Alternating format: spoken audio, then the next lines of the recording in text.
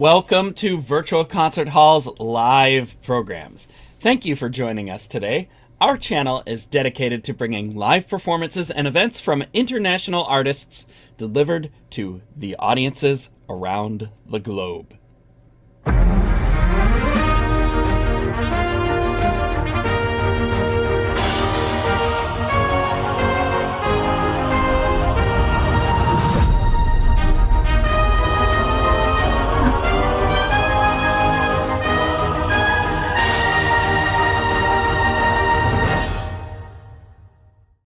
I am James Welch, and I will be your host this evening. We are presenting the ColORCHESTRA auditions, and we have been at it all weekend here, hearing wonderful musicians doing great things and with great music. And we are hearing everybody for this coming ColORCHESTRA season. Auditionees from many countries are seeking guidance and support from our judges through live comments, which you will hear after each performance. The Carnegie Hall Gala and the ColORCHESTRA worldwide auditions are organized by Artist Ventures, Sound Espressivo, Progressive Musicians, and Virtual Concert Halls in collaboration with Price Attractions, Vocal Arts Management, and Cicciarone Music and Arts. And we have so many other partners here that you can see on the screen here.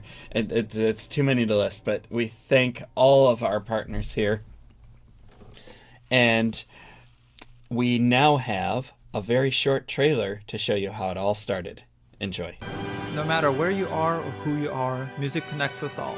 We started with a dream, but now we are paving the future. Welcome to the Sound Espressivo Global Competition. Fully virtual, yet bringing musicians closer together than ever before, now on a global scale.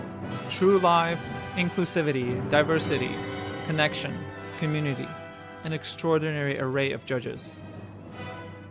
Get noticed by companies all over the world. Prizes, scholarships, performance opportunities.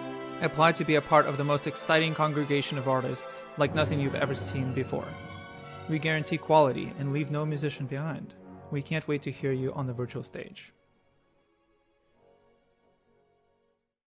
The goal of these auditions is to encourage, nurture, and reward musicians who are proactive about sharing their art and developing their careers. We all together are providing opportunities for musicians to discover their unique artistic voice, take initiative, present themselves on their own terms, and carve out their own career paths. There are no restrictions as to how many auditions people can take, and there are opportunities for every stage of development and every aspiration. We are expanding our reach, and we are streaming to all of the major platforms there. So something neat that you might not know, these broadcasts are interactive, so leave a comment in the chat. I think YouTube is where you want to be. Go to our YouTube channel, like, subscribe, ring the bell, and then leave a comment in the chat. If there's a question, we'll put it up on the screen. We'll try to answer it. Or if you just want to say something nice about the performers, we'll put it up so that they can see it. And that's our virtual interactive audience experience. Take opportunity. Okay, so we have a short video of some of the concerts here, and we're going to show that now.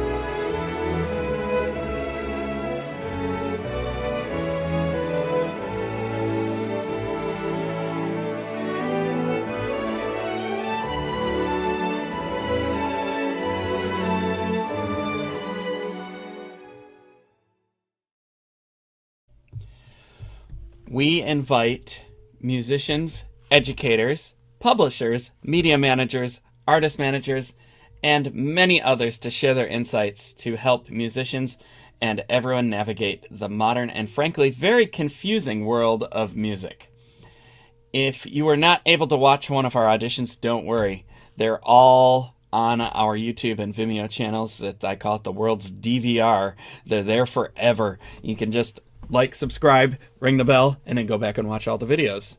And you could still leave comments. It won't be live interactive, but you could still do it. And we love to hear from our audiences. So feel free to go do that. There's a lot of great music that you're going to hear in these videos. Okay, so we need to get rolling, and first off, we need to bring in the judges here. First up, judging, we have Dekran Atamian, founder of Price Attractions, aka Jack Price, artist manager, and first prize winner of the Naumburg competition. And then we have Maestro David Rowe, from the New Jersey Festival Orchestra, and just recently Orchestra Manhattan, a fabulous conductor. And we're so happy to have these two fabulous judges in the room with us today. Guys, welcome. How's it going? Well, better than now that I've seen you two. Aw, well, how sweet of you. David, it's been like, what, 2 weeks since we've seen each other? 3 weeks? Indeed. 2 weeks, yeah. We were together in New York City for 2 wonderful days of music making, one in Carnegie Hall, and with some wonderful gala winners playing various concerti. And then again, we did a tremendous day's work recording some artists in the Demeanor Center in New York City. So it was an extraordinary 2 days. It was quite an extraordinary, and I mean, I think you conducted maybe the equivalent of like 3 concerts between those two things. I was impressed. I mean, I'm sitting there watching you go through that whole concerto program for a day at Carnegie, and then the next day turning around and going through like what, 7 more concertos. Yeah, it was a busy time, but very, very pleasurable to be meeting musically these extraordinarily talented musicians that we worked with. We were very blessed to have great musicianship and the great orchestra and their director as well. I mean, it was just a really fabulous week there with you. Well, yeah, Orchestra Manhattan is poised to be one of the leading professional chamber orchestra ensembles, I think, in the country. Wow. It's made up of top flight pros from the tri-state area on the East Coast, New Jersey, New York City, and Connecticut, and of course the pool of wonderful pros in that area is second to none in the country. Wow. So we're excited about its future. Wow, that's amazing. Well, I mean, it could definitely tell by the way that they sounded and the way that they just handled all that music so beautifully. And we're looking forward to having you back in April Yes. at Carnegie Hall. And, you know, speaking of orchestras, we have so many more to do today. We are auditioning for the Kolarac Foundation Orchestra, and we have one pianist that we will introduce in a second. But I want to say hello to Jack Price, who is a veteran of all of our events, including today. How you doing? So, David, where's the posse? Well, we have a small group here today. I'm not arrested yet. I figured by now I should be at least arrested. Are you going to be kidnapping musicians? No, I mean, is that what you're talking about? Maybe we shouldn't dig into this. I'm talking about the mouth that roared. Well, no, David, that was fantastic. I watched the recording sessions and all of that last week. It was pretty good. Well, I haven't actually listened to it yet, so I'm looking forward to that. And thank you for all the compliments about my orchestra. I really appreciate that. You're a fearless leader with this orchestra, and you've done a grand job. It's a progeny of my very strange mind. You see. Indeed. And, you don't have a strange mind. Of course, and I've brought you the maestro of maestros. That was really quite a stunt. I mean, I don't know how you cram all that music into that brain of yours, but it's it's enlightening. Well, very he nice. had the scores. No, I can't. Yeah, but I mean, oh, please, let's talk about memorizing scores now. Ooh, yeah. No, it is a lot to prepare and organize. I mean, it was an extraordinary task. It was a great team there. Came both off really well. And Richie, and also the on-site team was just tremendous. No, it was great. It Yeah, was and really great. no one could beat New York. I mean, I'll mention quickly. We realized that night after the recording session that we were going to be traveling out while battling the Macy's Day Parade traffic. Oh my goodness. We getting to the cars was tough, but we made it after that. That was definitely fun. But we wanted to have turkey with our family, so we just had to skip the parade. But such a fun time. And why don't we continue with that fun? This contestant that we have is a veteran to both of you, and we have the fabulous Amelia Lee playing Mozart. Mozart 453, first movement, and she is in the studio with us, and she is eager to play. So we're going to bring her in. Amelia, welcome back to our virtual stage. Break a leg.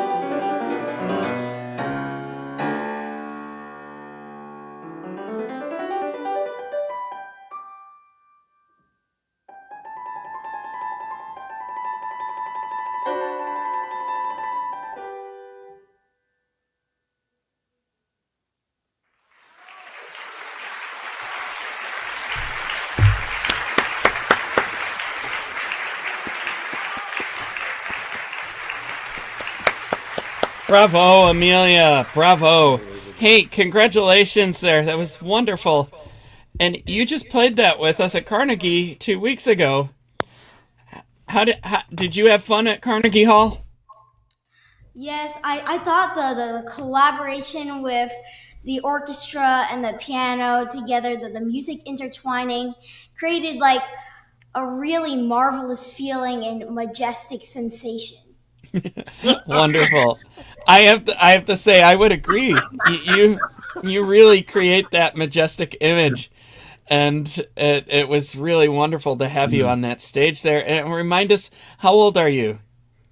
I'm 10 years old. You are 10, and you can play like this with big orchestras and majestic sounds, and that's just wonderful. And the Maestro Rowe from Orchestra Manhattan is here as a judge here today. Hello, And hello there. How are you, Great. How are Emily? you? Well, I'm very well. Thank you very much, and it's a delight to see and hear you again. maybe we'll start off with your comments since you're center screen. All right. Well, again, hello there, Amelia. Firstly, I'd like to say what a pleasure it was working with you a couple of weeks ago, and I'm glad you got home safe. With your mum and your brother, and I'm assuming you're back in Nashville now. Is that correct? Yes, I'm back in Nashville. Jolly good, jolly good. So I just have a couple of thoughts about what I just heard. Firstly, very, very impressive playing. I'll tell you what I did like about it, and then I might tell you a few things that some comments I might make, and I might even quiz Mr. Atamian on this as well. But firstly, let me get to what I really liked about it. I love, I think I've said this before, but I love the touch that you have on this and any piano. You have a natural touch which makes the instrument both sing and declare itself and laugh and cry, and you control the piano that and from which you can create a whole musical conversation from the instrument you're playing, because you have quite clearly mastered to a very, very high degree how to make the instrument speak. It is quite extraordinary. I've rarely seen it in someone your age. So, firstly, I love, and it comes from the touch, and Mr. Atamian will talk more about exactly technically how that comes, but whether it's coming through the fingers, through the wrist, up the arm, I don't know, into the ear. I don't know where it originates, but the result is you create a very expressive persona, and I love it. And it's not easy to pick up in a Zoom here, but even it comes through clearly. So that's first thing. Thank you for the beautiful touch that you have to make the instrument speak and sing. Secondly, your right hand passage work is, for your age, is really quite extraordinary. Those classic Mozartian little finger runs up and down, scales up and down the upper part of the instrument. It has such clarity and lightness, but also singing nature. And the way you shape those lines is very, very nice indeed. Couple of things, I don't want to take up too much time. A couple of things that I'm going to throw out there, Amelia, for your thoughts, and also for Jack, for Mr. Atamian to maybe make some comments on. At the beginning, tempo-wise, I was a little lost, my dear. Let me tell you what I mean by that. If this was a solo piano Mozart fantasy, or if he'd got round to writing preludes, then I would have said, like Chopin did, then I would have said, yes, this is very expressive and a little kind of like a discovery. But you have to remember that you're playing with an orchestra, And to a certain extent, the orchestra doesn't have the flexibility that you have as a solo instrument. So playing on your own is like driving a Porsche. You can go fast and you can go slow. You can turn a corner just like this and that. But an orchestral concerto, even such as this, has a certain motor to it, which I think you could establish that even in the opening. It was a little too free for me. And I think it might have been because you were attempting to be expressive. It was almost too expressive. It was almost too good in terms of the singing quality. This is a silly way or a fanciful way of saying maybe consider simplifying it a little. That leads me to the simplifying it in terms of just being just a little more rhythmically rigorous. And then that leads me to the second thing that I'd like to just touch upon, and I'd like Mr. Atamian to chime in on this. We all know the technique of sometimes making a melody more expressive by, on the page, the right-hand note and the left-hand note lands at the same time. But sometimes using that kind of rubato technique of making that right-hand melody just a microsecond later than the left-hand accompaniment to create expression, to create little rubato. I'd use this sparingly because on the one hand, it can be very effective to give that singing quality, but it can sometimes muddle the rhythm and getting back to that motor rhythm, forward movement. I think it's a weapon that should be only used judiciously. Not and if you use it too much, it can start to become hackneyed. Do you know what I mean by the word hackneyed, Amelia? Hackneyed means corny. You know what corny means? Yeah, it's sort of like. So, you know what I'm saying? Dee, dun, dun, dun, dun, dee. Be careful with that and talk to your teacher when to use that little trick of the trade of being expressive. And I'd like to hear Mr. Atanian's thoughts on that very specific thing. So when I hand it over to you, I'd love to either contradict me, Richie, or follow up on that. But other than those, there's one other thing I'd like to just mention. One other thing. I promise it's Just one other one. thing. Just one. I promise. You know those sections where you have octaves in the left hand, and then you have arpeggiations in the right hand? Do you remember some of those moments? I would love for there to be a little less pedal. If there's too much pedal on that, you diminish the impression of virtuosity because it sounds just a little more of a wash. And secondly, whereas if the pedal was off just a little more, or a little more flutter pedaling, it'd sound much more virtuosic, which is what Mozart's trying to do. But secondly, when the pedal is down, to my ear, all the overtones of all the other strings start knocking around. Whereas if the pedal is less on, the purity and the consistency and the compactness of every single note is a little clearer. It rings clear like a bell, as opposed to a mush of sound. So unless Mr. Atamian will contradict me on that, I would love to see just a little less pedal. And I'd like to hand it over to Richie. Okay, so Thank you, David. Thank you, David. That was absolutely, totally astute, and I'm shocked at the detail in which you listen. I mean, I remember working with you. You have quite a mind.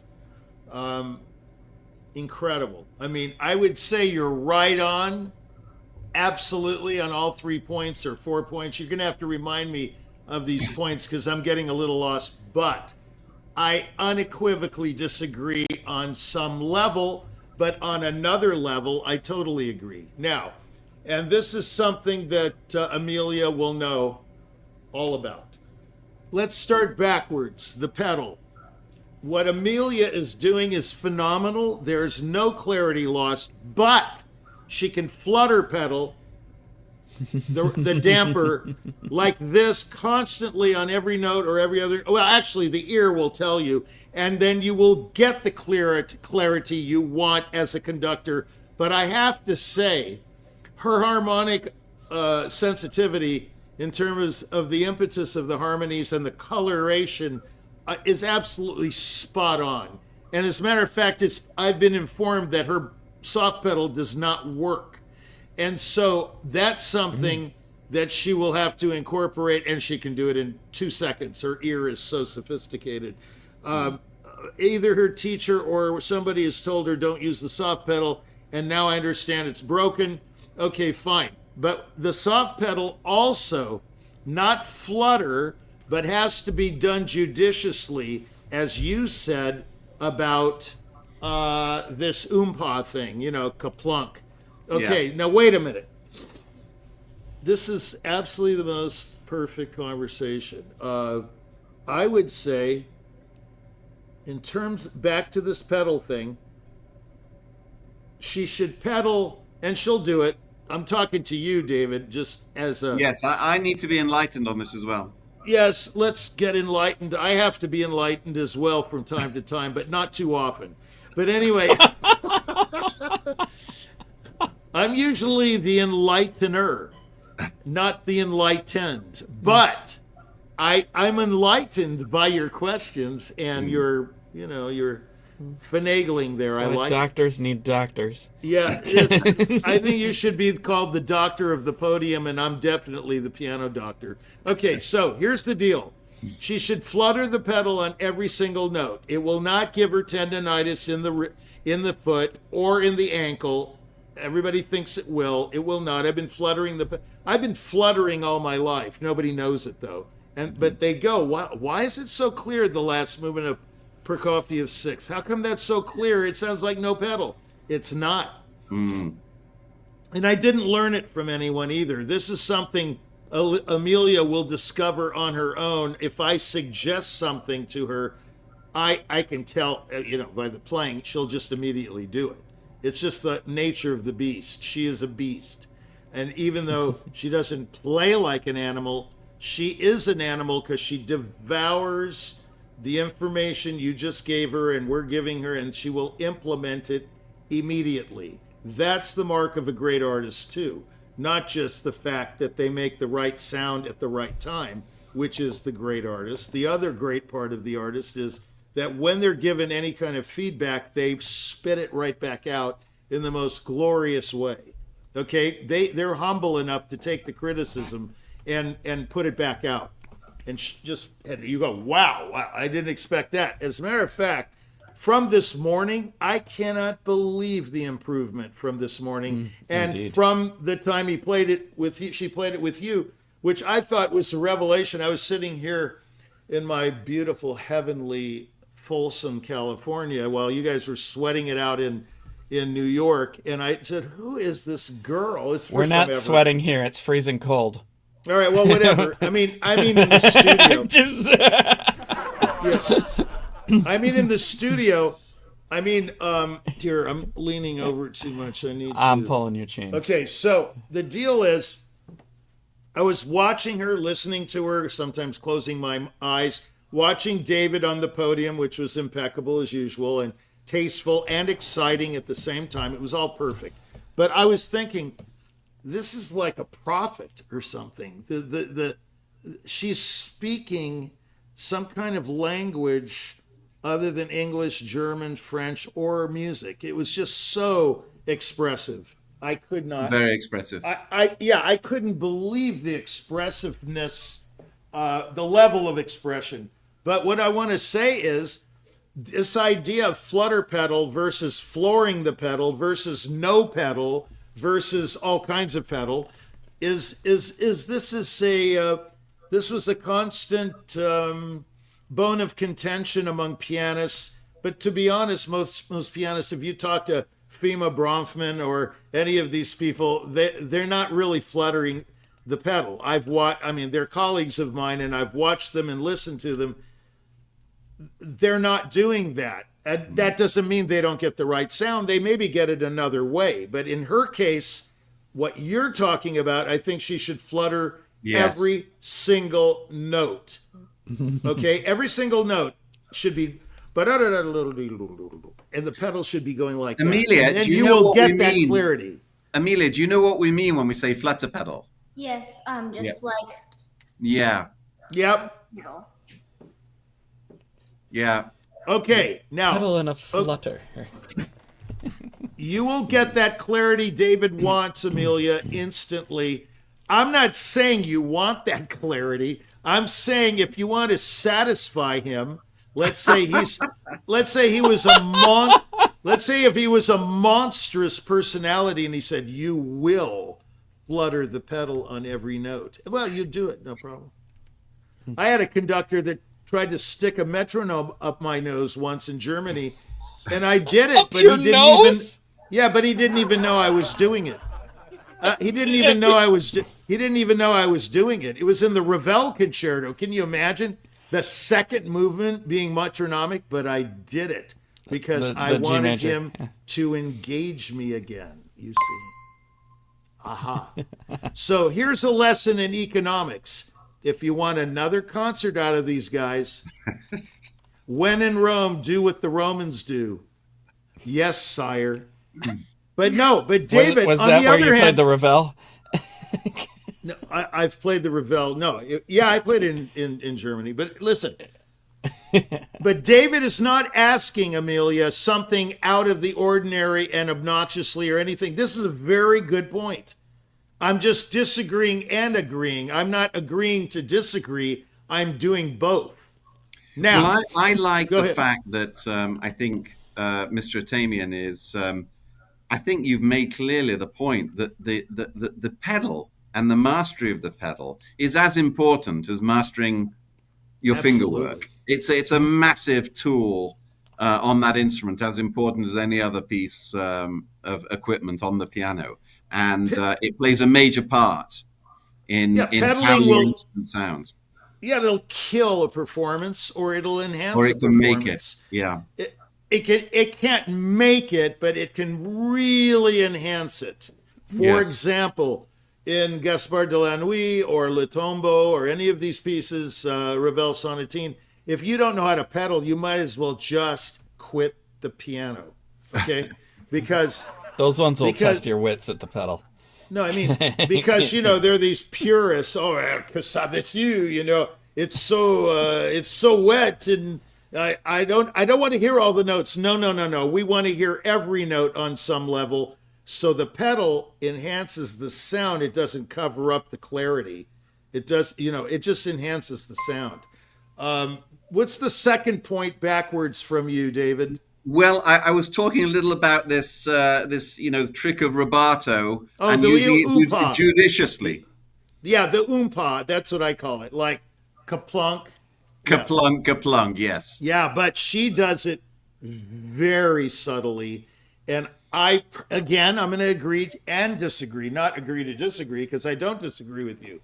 I think David, Amelia is right. Use it sparingly, but I loved the way you did it. Yes, when you do it, it's really impressive. Oh, I mean, it's just so subtle. She just sneaks it in, and I do it all the time, especially, as David said, in Chopin and Brahms. I did it when we played the Brahms in the second theme, in the first movement, ba-da-da-dum, I do it there all over the place, and no one even knows I'm doing it. Again, Amelia, you want to do the oompa, but not let anyone know. It's like a boxer.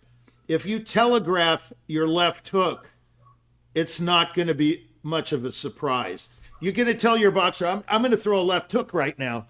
You're not going to do that. You're going to just throw the left hook. And then the guy is stunned, and then you follow it up with a right hook, a right punch, direct, and he's on the canvas if it's done properly. I know a little bit about boxing, actually about a lot of things. But anyway, The point is, and a southpaw does it better than the regular guy. You know, he's really good at the subtle paw thing. It's the same in boxing. Everything's connected. Same with baseball. You can do the same effect in baseball. I won't go into it. It's too involved. Okay. What you did, you slide what she does, by the way, if you want to analyze it, it's just what David said. The right hand comes just ever so slightly after the left, but sometimes you can do it the opposite way, but there's no time for that now. We can't talk about it. So basically, bass to soprano, and do it sparingly, and I love the way you do it. I have no problem with maybe you did it 3 times, he wanted it 1 time. Okay, that's fine. It doesn't I heard it really... many more than 3 times. Okay, well, whatever. Many more than 3 times. Your ear is very finely tuned, David. I must say that we have to send a posse after you. You know. Okay, so listen. Now, what's the number one thing? The oompah's nothing that's I easy. found the opening just a yes. little rhapsodic. Okay, now, that's so funny you bring up the opening, because that's exactly what I was going to tell her was fabulous. And I'll tell you, now, wait a minute. I agree with you. And I disagree with you. Okay, here is. Now you're going to think this is really anal. Okay, here's the deal. The opening 1, ba-yada, that E has to be accented or leaned on so we know it's a duplet. Otherwise, it's going to sound like a triplet or some weird notation. And there's a rest there. G. Bum, ba, yada, da, da, da, da, dum, bum, bum. I can't articulate with my tongue, you know. Bum, ba, da, da, da, da, da. You're objecting to her leaning on the E. That isn't a valid. No, wait a minute. That is not a valid criticism. The valid criticism would be I don't know where the orchestra comes in. Well, there's a gnat flying around here or something. Anyway, the point there is really. Welcome to California. That you say, yeah. So ba yada da da da. Instead of going ba da da da da da da da, you know, da da da da da da da da da da, it should be ba yada da da da da da. It's not much of a deal. Come on, and you're such a masterful baton artist, you know. So there's no way you're not going to catch her. You did anyway 2 weeks ago, you know. But maybe 2 weeks ago she played it straighter. But I prefer her telling her audience where the beat is, and that's not just coming like a bat out of hell. But make sure she recovers with the dum bum bum. Then you get your tempo. That's all she needs. Yes, recovery is very important in rubato. Yeah, she needs to recover. Right. That's what robbed time is all about, right? Rubato is robbed time. Taking time from back. Here, give it back. You can't just keep taking time. I mean, sure. but you see how this works? It's totally valid, everything you say. What I don't like is conductors who say, I've never heard it that way, and you must do it this way, and there's no orchestra in the world that'll follow you. That's a no-no. Okay, but what you said is totally perfect, like what's his name said, Uninsky. I told you my joke about the Appassionata and perfect. You know, we told that a long time ago. Okay, a girl did the same thing over and over, and he kept saying it was getting better incrementally, and she did it again, 5th time in a row, the same way, and he goes, perfect. You know, and she never improved it at all. Okay, so, but in this case, Amelia can improve like lightning speed. Matter of fact, she corrected herself so many times between this morning and today, I can't even count them. I mean, it's just amazing what she did with the texture and all kinds of things that you weren't here for. That piano is a little on the notey side, and she made it sound like velvet. You know, it's a kamikaze Yamaha sound. You know, it's Yamahas are Yamaha. You know, it's like a guy going for a death dive in the jet. Richie, you know? Where do you come up with these labels? Well, I will tell you that the 9-foot Yamaha in Paris is a gorgeous instrument, but we're not in Paris. No. We're not in Paris. They have a whole showroom of beautiful 9-foot Yamahas, but you're not going to get that all the time. Okay, so anyway, that answers your question.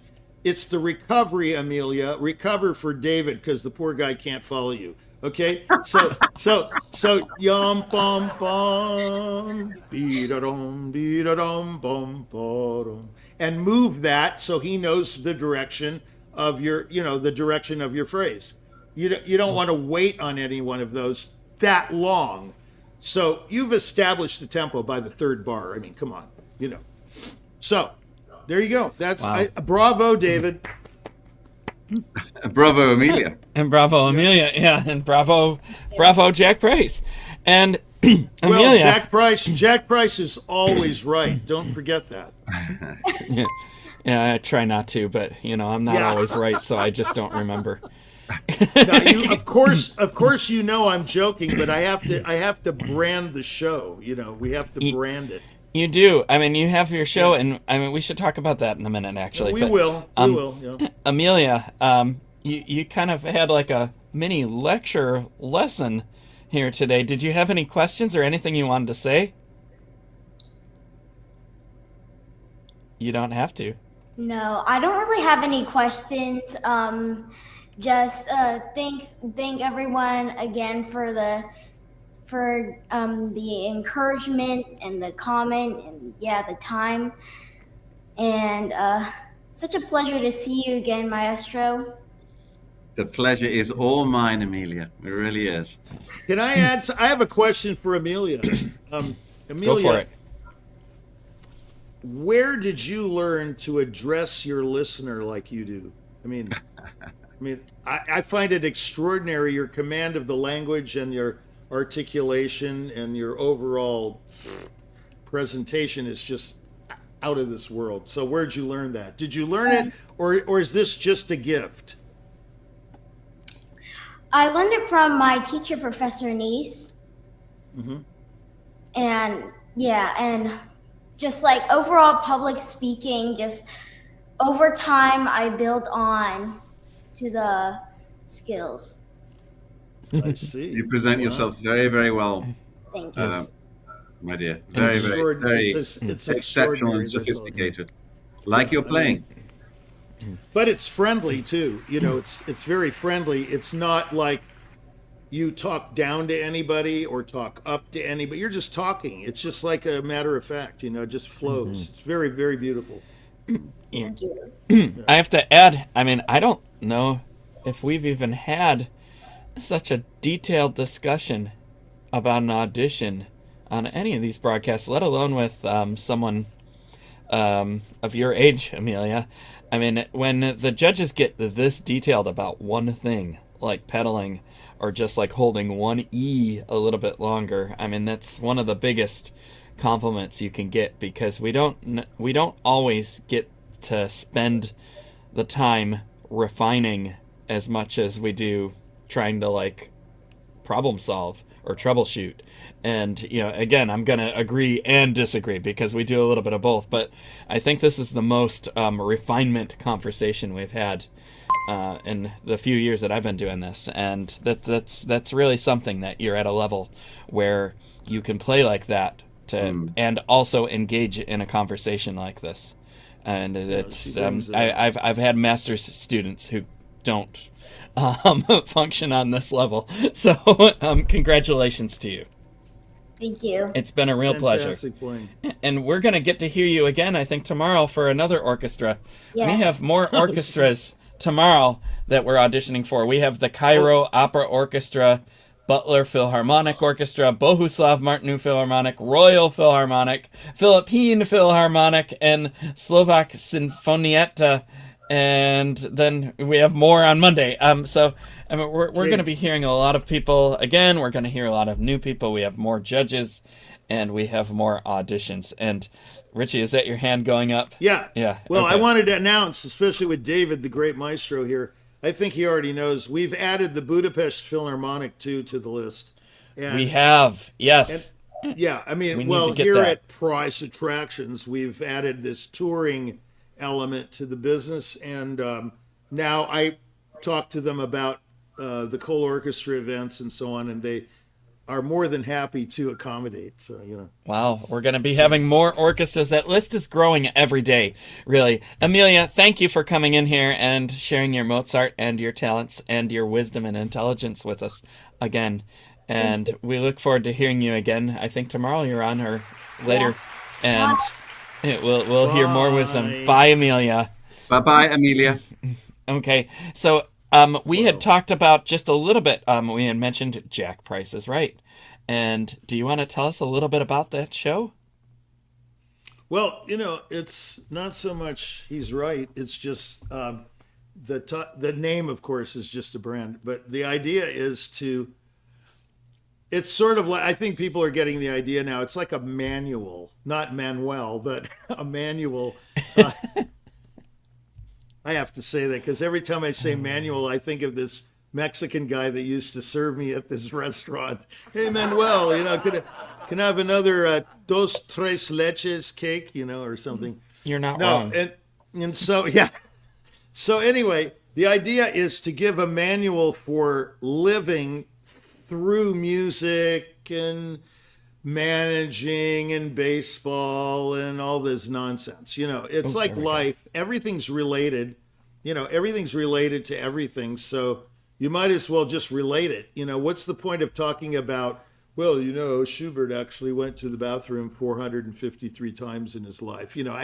Nobody really cares about only those that many things. Yeah, exactly. Right. The thing is, lives back then. Yeah, the thing is, can you say anything pertinent to the audience that's going to improve their life, or are you just going to lecture about music and I met Dizzy Dean, and I met Von Karajan and all this stuff, Laura Leinstorff. It doesn't really mean much when you sit there talking about all the celebrities or people you've played with, high and low and medium and whatever. What matters to them is if you were in a pickle. That's what I put up from the very beginning. If you're in a pickle, what do? So the whole idea is to present these scenarios and these topics that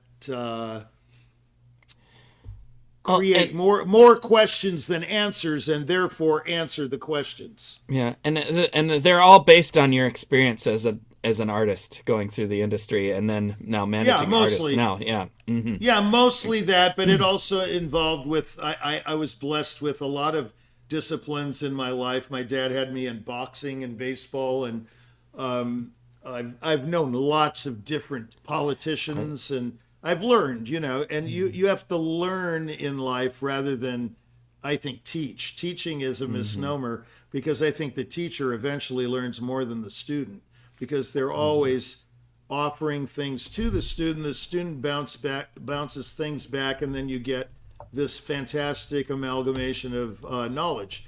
And I think the show does that. It asks pertinent questions, and I have to say, my co-host, or I should say the host of the show, Jennifer Savage, is unbelievable in that role. She is. She's young, but she's very observant and inquisitive, and of course, as a player, she's second to none. But what's really great about her is she'll interrupt me, and sometimes I'll talk over her, and sometimes she'll talk over me, and then we'll come to some agreement as to who's going to talk, and it's really fun. I really enjoyed it. And it's a wonderful show. We do it off the top of our heads. We don't. Thank you. We don't prepare at all. Neither one of us do, and except her intro and things like that, and that's the only part. Well, you have a topic. We have a topic because there's a topic episode, and there's I've already presented to the back end about 5 seasons of topics, because when I'm in the shower, I go, topic, So anyway, it's very fun. And we should have guests on, like Maestro David Rowe, I think. We should have... I'd be happy to come on anytime. Yeah, we should have guests, I think. They're going to get a little tired of Jack, I think, after a while. But yeah, well, he's always right. I try, but he is always well. The real Jack Price was always right. That's where I really got it from. We'll bring a posse to your show. Yeah, bring We'll the posse. a whole slew of guests. Yeah, wonderful. And Wonderful. all the outlaws around there. Yeah, we need. By the way, guys, are we still on? Are we still live? Or are we off live now? We are live. We're We're going to live. wrap up the show here in a second here.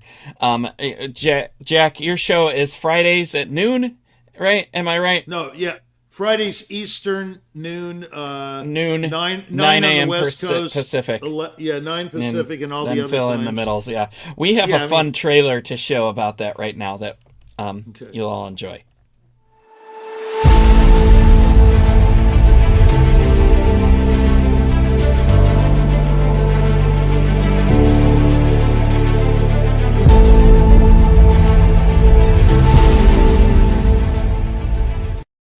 Yeah, it's so fun to watch. we need to get the July 19th off there.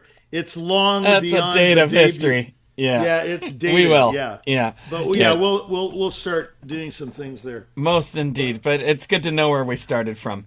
David, you're on tour with the Three Irish Tenors, or you will be? Indeed, I am. I'm on a 16-concert tour with the Irish Tenors through both the Eastern Seaboard, and then in 2 days' time off to Arizona, and then complete the run in California, in Palm Springs. But that's wonderful. Indeed, yeah, it's been a busy time. We have a 3-day hiatus right now. So I flew back to New York from Boston last night, and having a couple of days catching up on some other stuff. But indeed, it's an exciting. Nice. It's been going well. It has been going well. The Irish Tenors they've been on the scene for 25 years, and their characters and voices have changed, but they still sing these glorious symphonic arrangements with voice of Irish fare. It's a little bizarre. Quite glorious. It's a little bizarre that they have an Englishman conducting them, because when we do the St. Paddy's Week tour, some of these songs are about their fight for freedom from the brutal British. Oh, man. And there I am conducting away, supposedly looking very happy. So, wow, fun time. It's well, I have to say that it's a glorious experience. I mean, I had the pleasure of playing under you guys in the orchestra a few years ago, and that was definitely a career highlight for me.